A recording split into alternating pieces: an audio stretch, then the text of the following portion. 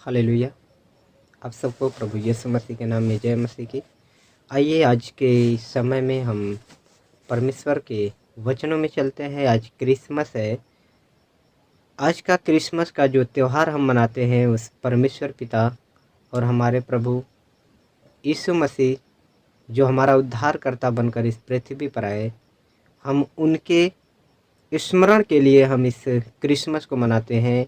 यहाँ पे हमारे बाइबल में कोई भी परमेश्वर के विषय में यह नहीं दिया गया है कि 25 दिसंबर को ही प्रभु यीशु मसीह जन्म लिए थे, पर हम लोग एक उनको स्मरण के लिए कि हमारा जो उद्धार हुआ है उस परमेश्वर का उद्धारकर्ता का हम जन्म दिवस के रूप में इसको मनाते हैं।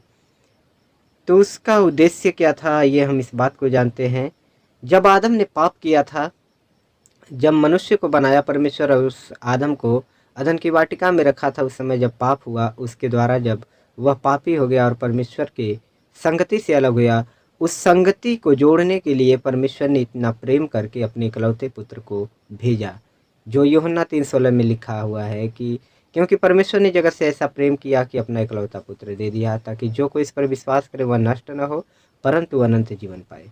तो मेरे प्रियो, वह इकलौता पुत्र इसलिए दिया कि हमारी संगति जो उस परमेश्वर से अलग हुई थी, उसके लहू के द्वारा वह परमेश्वर का मेमना बनकर आया। यूहन्ना में लिखा हुआ है, यूहन्ना बोलता है कि देखो यह परमेश्वर का मेमना है, जगत का पाप उठा ले जाता है, सारे जगत का पाप, यानी हमारे सारे जितने भी लोग हैं इस पृथ्वी पर, सभी लोगों का पाप उसने अपने ऊपर ले लिया है। तो मेरे प्रियो, हमें इस बात को स्मरण करते हैं कि हाँ, हम उस उद्धारकर्ता के लहू के द्वारा हमारे पाप मिटाए गए हैं।